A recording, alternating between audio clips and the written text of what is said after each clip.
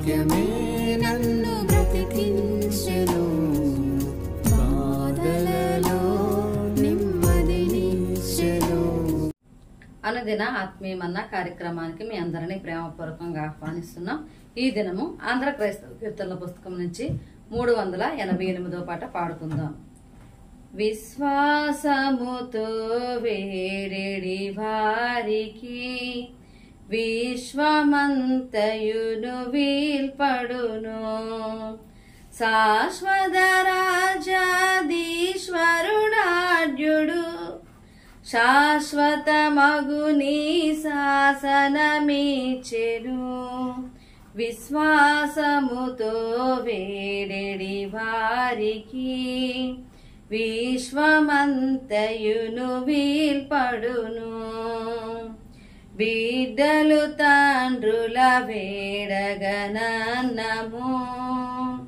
బెడ్డలిచ్చు వేరులు గలరే.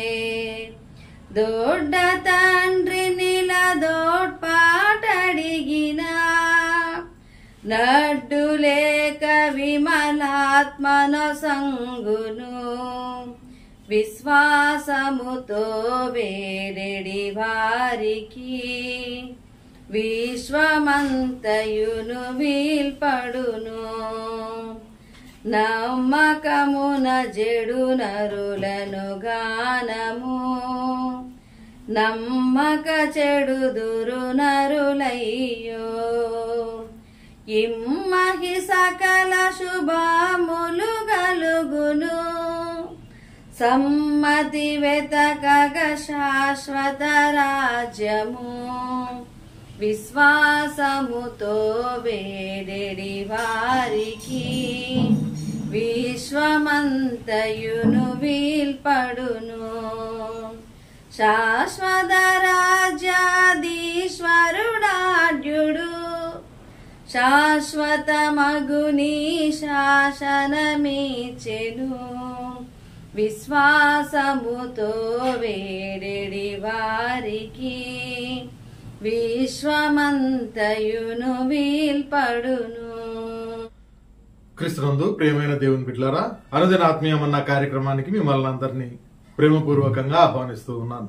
ఈ సమయంలో మత్తయి సువార్తలోని వ్యక్తులు, వారి ద్వారా మనం ఏం నేర్చుకోవాలని దేవుడు ఉద్దేశించి ఉన్నాడో వాటిని మనము జ్ఞాపకం చేసుకుంటూ, ఈ రోజు మనం ధ్యానం చేసుకోబోయే వ్యక్తి మత్తయి సువార్త 4వ అధ్యాయము 18వ వచనంలో మనం చూస్తాం.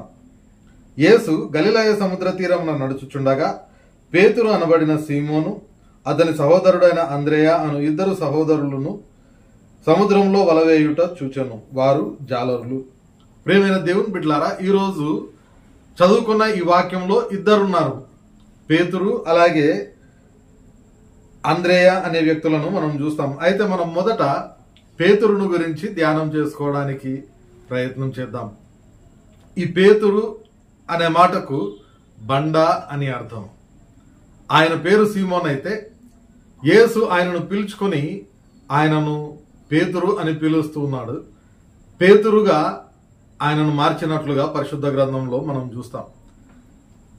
ఈ 18వ వచనపు చివరి భాగంలో వారు జాలరులు అనే మాటను మనం చూస్తూ ఉన్నాం. కాబట్టి ఆయన యొక్క వృత్తిని అక్కడ మత్తయి మనకు తెలియజేస్తూ ఉన్నాడు. ఆయన చేపలు పట్టే జాలరిగా ఉన్నట్లుగా మనం చూస్తూ ఉన్నాం.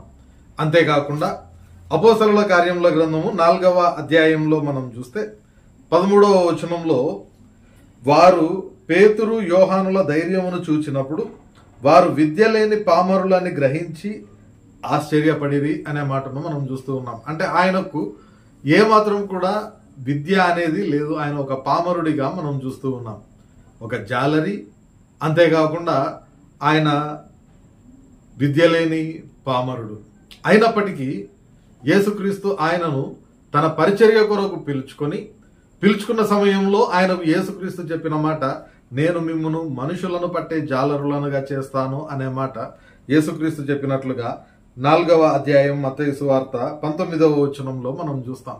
నా వెంబడి రండి, నేను మిమ్మును మనుషులను పట్టు జాలరులుగా చేస్తాను అని యేసుక్రీస్తు చెప్పిన ఆ మాటను మనం చూస్తూ ఉన్నాం. అంతేకాకుండా ఆయన యేసుక్రీస్తు యొక్క అంతరంగిక శిష్యుల్లో ఒకరిగా కూడా మనం చూస్తూ ఉన్నాం. యేసుక్రీస్తుకు పక్షపాతం లేకుండా అందరినీ సమానంగా చూసినప్పటికీ కొన్ని విషయాల్లో కొన్ని సందర్భాల్లో పేతురు, యోహాను, యాకోబు అనే ఈ ముగ్గురిని ప్రత్యేకంగా తీసుకొని వెళ్ళినట్లుగా కూడా మనం చూస్తాం. ఆ విధంగా తీసుకొని పోయిన సందర్భాల్లో ఈయనకు ఒక ప్రత్యేకమైన స్థానం కూడా ఉన్నట్లుగా మనం చూస్తూ ఉన్నాం. అంతేకాకుండా మత్తయి సువార్త 17వ అధ్యాయంలో మనం చూస్తే రూపాంతర కొండ మీదకి వెళ్ళినప్పుడు కూడా యేసుక్రీస్తుతో పాటు ఆయన ఉన్నాడు. యేసుక్రీస్తు రూపాంతరం చెందినప్పుడు ఆ మహోన్నతమైన కార్యం, ఆ అద్భుతమైన సన్నివేశానికి ఈ పేతురు ప్రత్యక్ష సాక్షిగా ఉన్నట్లుగా కూడా మనం చూస్తూ ఉన్నాం.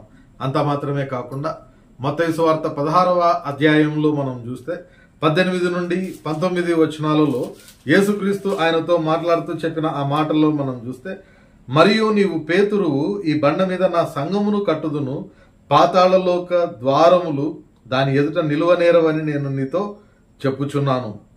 అంతేకాకుండా పరలోక రాజ్యం యొక్క తాళపు చెవులు నీకు ఇచ్చేదను, నీవు భూమి యందు దేని బంధించుదువో అది పరలోకమందును బంధింపబడును, భూలోకమందు దేని విప్పుదువో అది పరలోకమందును విప్పబడునని అతనితో చెప్పాను. కాబట్టి సంఘ స్థాపనలో కూడా పేతురుకు ఒక ప్రత్యేకమైన ప్రాముఖ్యత, ప్రాధాన్యత ఇచ్చినట్లుగా మనం చూస్తూ ఉన్నాం. అయితే ఈ పేతురు యొక్క పరిస్థితిని మనం ఆలోచన చేసినప్పుడు ఆయన ఒక ప్రత్యేకమైన విచిత్రమైన వ్యక్తిగా మనం చూస్తాం. ఎందుకంటే కొన్ని పర్యాయాలు ఒక అద్భుతమైన విశ్వాసాన్ని చూపిస్తాడు, మరికొద్ది క్షణాల్లోనే చాలా విచిత్రంగా అంతటి విశ్వాసంను కోల్పోయిన ఒక అవిశ్వాసిగా కూడా మనకు కనిపిస్తాడు. 2 సందర్భాలను మనం జ్ఞాపకం చేసుకుంటే, యేసుక్రీస్తు నీటి మీద నడుచుకుంటూ వచ్చినప్పుడు చూసి, అయ్యా నేను కూడా నీటి మీద నడవాలి అని ఆశపడుతూ ఉన్నాడు. సరే రమ్మని యేసుక్రీస్తు చెప్పినప్పుడు ఆయనను చూస్తూ నీటి మీద నడుచుకుంటూ వెళ్ళిపోతూ ఉన్నాడు. అంతటి ఉన్నతమైన విశ్వాసాన్ని కనబరుస్తూ ఉన్నాడు. కానీ వెంటనే ఏం చేస్తూ ఉన్నాడంటే లోకాన్ని, గాలిని చూచి భయపడి వెంటనే మునిగిపోయినట్లుగా కూడా మనం చూస్తాం. అంతటి విశ్వాసం కలిగిన వ్యక్తి వెంటనే అవిశ్వాసంలో పడిపోయి సముద్రంలో మునిగిపోయే పరిస్థితి.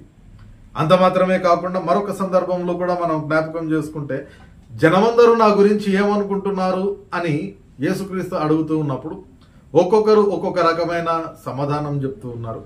అప్పుడు పేతురును నీవేమనుకుంటూ ఉన్నావు వ్యక్తిగతంగా అని యేసు అడిగినప్పుడు ఆయన చెప్పిన మాట, నీవు జీవం కలిగిన దేవుని యొక్క కుమారుడివి అనే మాట ఆయన చెప్తూ ఉన్నాడు. అంతటి ఉన్నతమైన దైవ ప్రత్యక్షత కలిగిన వాక్యములు తన నోటి నుండి వచ్చినప్పుడు ఒక ఉన్నతమైన స్థితిలో ఆయనను చూస్తాం. కానీ వెంటనే యేసుక్రీస్తు తాను చనిపోయే ఆ యొక్క పరిస్థితులను గురించి వారికి వివరిస్తూ ఉన్న సమయంలో వెంటనే ఈ పేతురు ఏం చేస్తున్నాడంటే పక్కకు తీసుకొని పోయి, నీకు ఆ విధంగా జరగకూడదు, నేను ఉంటాను, ఈ విధమైన మాటలు ఎప్పుడైతే మాట్లాడుతూ ఉన్నాడో అప్పటి వరకు పరలోకమందున నా తండ్రి నీకు బయలుపరిచాడు అని చెప్పిన యేసుక్రీస్తే అదే పేతురును చూచి సాతానా నా వెనుకకు పొమ్ము అనే మాటను చెప్తూ ఉన్నాడు. ఈ విధంగా ఈ పేతురు యొక్క జీవితంలో ఆ విచిత్రమైన క్యారెక్టర్ను మనం చూస్తాం. అంతలోనే ఉన్నతమైన విశ్వాసాన్ని చూపిస్తాడు, అంతలోనే చాలా దిగజారిపోయినట్లుగా కూడా మనకు కనిపిస్తూ ఉంటాడు.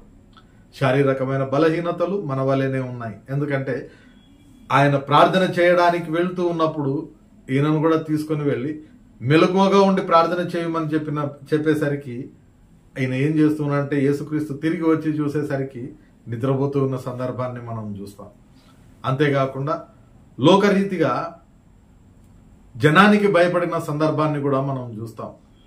ఆయన అప్పగింపబడుతూ ఉన్న ఆ సమయంలో నీవు యేసుతో కూడా ఉన్నవాడివి కదా అని చిన్నపిల్ల అడిగితే యేసెవరో నేను ఎరుగనని 3 సార్లు బొంకిన వ్యక్తిగా కూడా మనం చూస్తాం.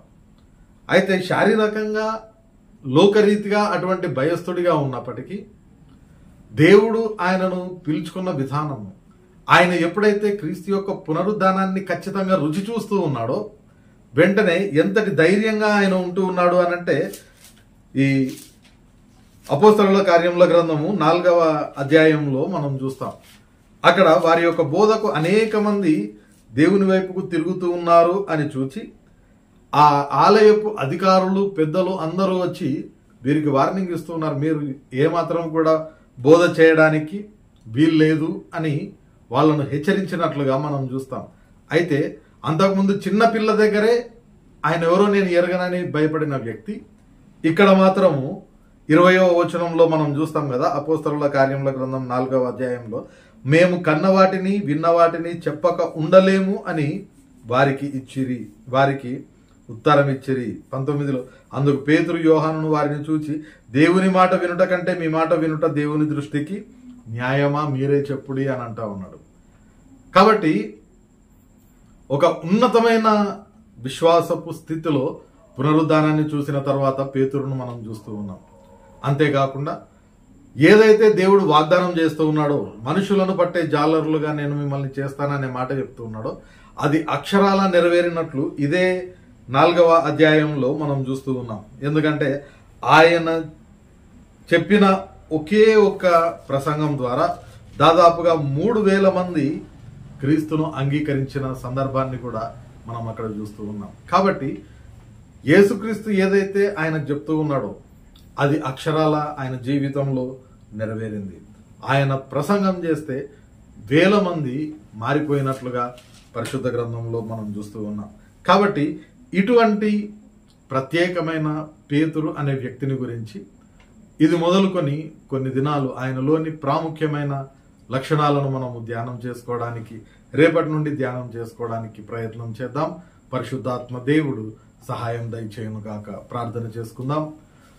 పరిశుద్ధుడైన దేవా, ప్రేమగల మా తండ్రి, మరొక పర్యాయము ఈ ఉదయకాల సమయంలో ప్రభువా పేతురును మేము జ్ఞాపకం చేసుకోవడానికి, ఆయనకు ప్రభువా విద్య లేని పామరుడైనప్పటికీ మీరు ఆయనకి ఇచ్చిన ఆధిక్యతను, ఆశీర్వాదమును జ్ఞాపకం చేసుకోవడానికి చూపించిన కృపను బట్టి నీకు వందనాలు. రేపటి నుండి ప్రభువా ఆయనలోని శ్రేష్టమైన లక్షణములను మేము ధ్యానం చేసుకోబోతూ ఉండగా నీ ఆత్మ జ్ఞానము నడిపింపు మాకందరికి దయచేయమని, వింటూ ఉన్న ఈ వాక్యములను ప్రభువా మా హృదయంలో మంచి నెలలో పడిన విత్తనములుగా నాటుకొని భద్రపరిచి ఫలింపజేసుకున్నట్టు కృప దయచేయమని వేడుకుంటూ, నేటి మా పనిపాటలన్నింటిలో కృప దయచేసి క్షేమంగా నడిపించమని, నిశ్చితమైతే ప్రభువా రేపటి దినాన మరొక పర్యాయము నీవు అనుగ్రహించే అనుదిన ఆత్మీయమన్న భుజించే వరకు నీ సన్నిధిని మాకు తోడుగా ఉంచుమని వేడుకుంటూ యేసు పరిశుద్ధ నామమున ప్రార్థించి వేడుకొంచున్నాం తండ్రి, ఆమెన్. తండ్రి, కుమార, పరిశుద్ధాత్మ త్రియేక దేవుని సకల దీవెనలు సదాకాలం మనకందరికీ తోడయ్యుండి నడిపించునుగాక. ఆమెన్.